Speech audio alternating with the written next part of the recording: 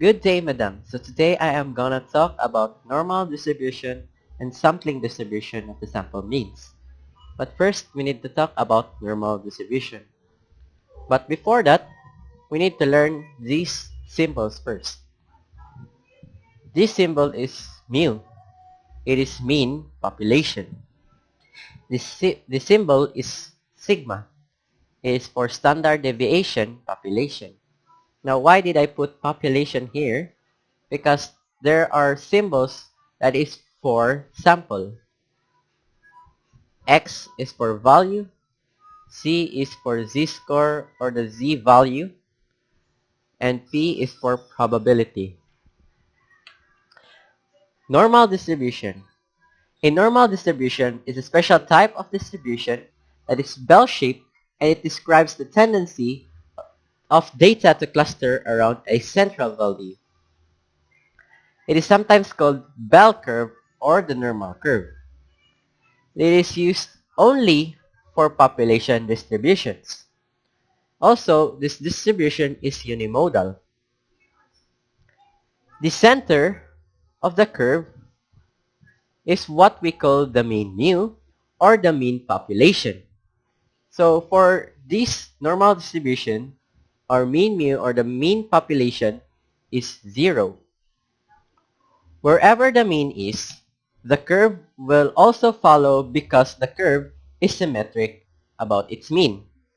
If, for example, our mean is 2, then this bell curve will also be like this because it is symmetric to its mean.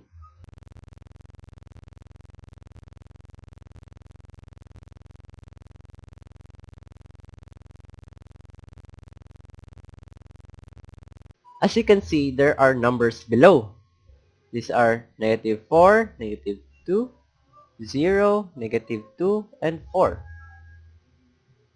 So, these numbers are the X or Z-scores. We'll talk about Z-scores later. In these numbers, we can see patterns like, for example, 0. The next number is 2, and the next number is 4. These patterns are what we call as standard deviation sigma.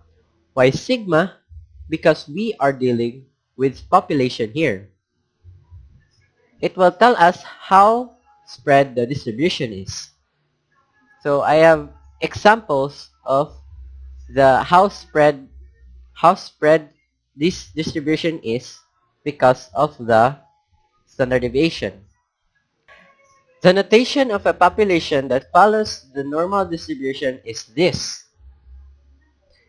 X is the variable, N is for the normal distribution, and mu and sigma is the mean and the standard deviation respectively.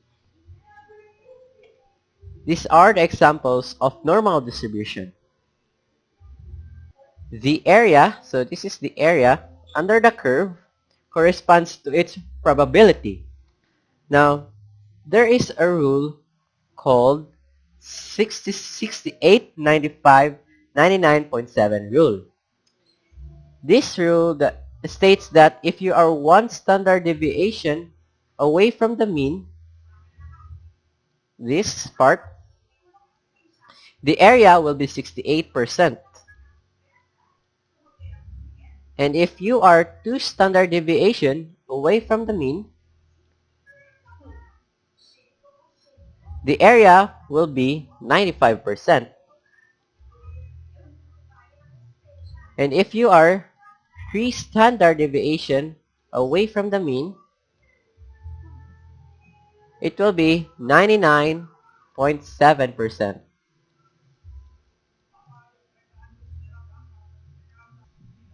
Since we are talking about area, let's talk about the standard normal distribution, z-scores, and standardization. What is standard normal distribution? A standard normal distribution is a normal distribution that has a mean of 0 and a standard deviation of 1. The numbers below are called z-scores, not x.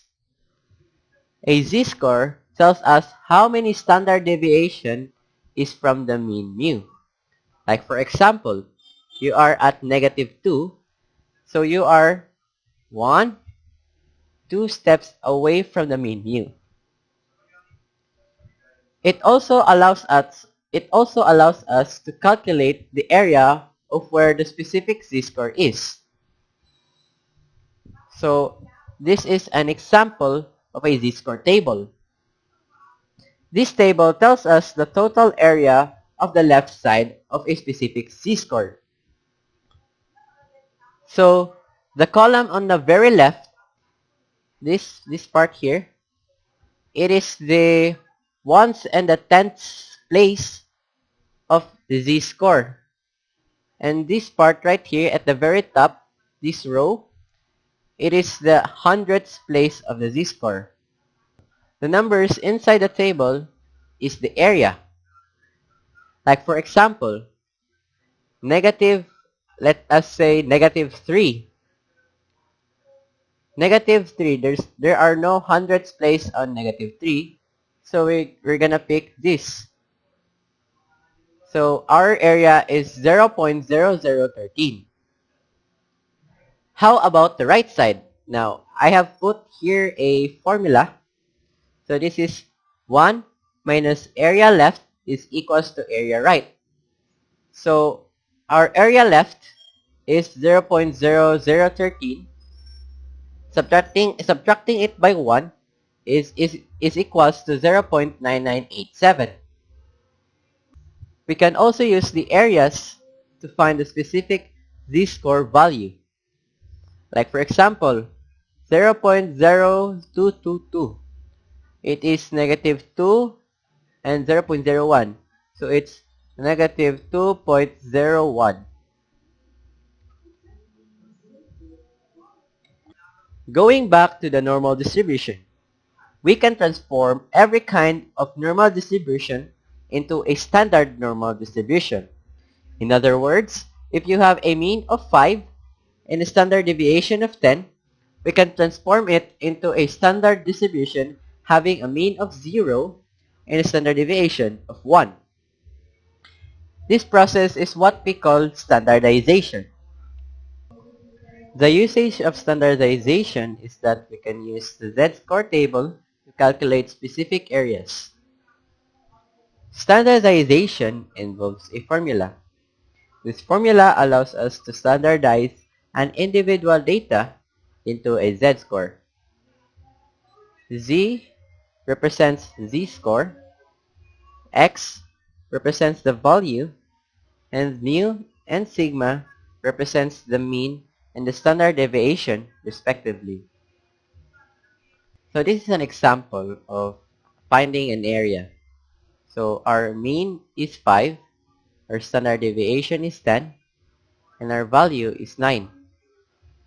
Using the formula that we've learned today, we're gonna x is 9, the mean mu is 5, and the standardization is 10. Using our calculator, we can see that the answer is 0.4. Looking at the z-score table, 0.4 is 0.6554. Now, the probability of a z-score less than 0.4 is equals to 0.6554. Now we are done with population distribution. Next will be sampling distribution of the sample mean. This distribution obtained by using the means computed from random samples of a Now we are done with population distribution. Next will be sampling distribution of the sample mean. This is a distribution obtained by using the means computed from random samples of a specific size taken from a population.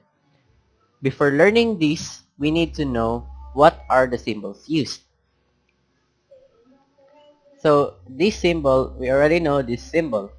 This is the mu, mean. This is the sigma, for standard deviation, X bar for sample mean. This is new and we need to learn this. N is for sample size. This symbol is for mean of sample means. This symbol is for standard error. Z is for z-score or value, and P is equals for probability. Sampling error is the difference between the sample measure and the corresponding population measure, since the sample is not a perfect representation of the population. Standard error of the mean is the difference between the sample measure and the corresponding population measure, since the sample is not a perfect representation of the population. So we have a population here of 1, 3, 5, and 7. And I already enlisted it with a sample size of 2. Now finding the mean, in Excel, we need just to put equals average in the open parenthesis, click the cell that you want to get the average with, and comma, and the other one. Then close parenthesis. And we get 1. Now, you see this little box here? You need to drag it down. And there. You will get all the means of these. So next, we're gonna get the mean of the population. So 1, 3, 5, and 7. We're just gonna put average, the first cell to the last cell that you want to average it. There, it's 4. So we will be correct if the mean of sample means is also 4. So how to get the mean of the sample means? So we're just gonna find the mean of these sample means. So the average equals average, open parenthesis, click a cell and drag down, then close parenthesis. So we have the same mean. So that's correct. Next is the standard deviation. In solving standard deviation, you need to use the calculator. So in solving your calculator, you must have the answer should be 7.280. So the answer is 7.280. That's our standard deviation. Now going to the central limit theorem. It states that as n increases, the sampling distribution of sample means approaches a normal distribution. If the population is normal, then the distribution will also be normal. And if the population is not normal, then the distribution of the sample means will be approximately normal when n is large, like at least 30. If we have standardization of population distribution, we also have it in sample means. If we have standardization of population distribution, we also have it in sample means. Although it has the same pattern of the formula without sample means, some things are changed, like the x here in the normal standardization is x bar in sample mean. And the standard deviation is changed into standard error, which is this formula. So for an example of the standardizing sample means, I'm just going to use the first number in my written output. A manufacturer of light bulbs produces bulbs that last a mean of 950 hours with a standard deviation of 120 hours. What is the probability that the mean lifetime of a random sample of 10 of these bulbs is less than 900 hours? Identify the given information. So the mean is 950 The standard deviation is 120, the sample mean is 900, and the sample size is 10.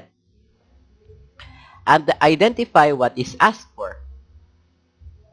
Probability of x, the sample mean, x bar, less than 900. Identify the formula to be used. So we are dealing with data about sample means.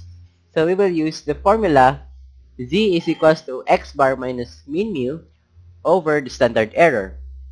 To standardize 900. To solve the problem, it's here. So using the formula, then putting the numbers to its respective places and solving it using a calculator. So we'll get negative 1.32. Now, using the z-score table, we can find the probability of the sample mean less than 900. So check your z-score tables. And now we will get 0.0934. So the final answer is the probability of the lifetime of a random sample of 10 bulbs in less than 900 hours is 0.0934 or 9.34%. Look back and reflect. When do you use these formulae? We use this formula z is equals to x minus mean mu over standard deviation sigma if we are standardizing individual data obtained from a population, and we use this formula z-score is equals to x bar minus mean mu over the standard error if we are standardizing data about the sample means. Explain the usefulness of the central limit theorem in solving problems involving sampling. This theorem tells us that no matter the distribution of the population is, the sampling distribution will always approach to normal distribution when n is large. In solving problems, it concerns the sampling distribution of the sample means. Why are individual data from a population more variable than sample data? Because population is the entire group that you want to draw, and sample data is just taking individuals in the population and forming sample groups.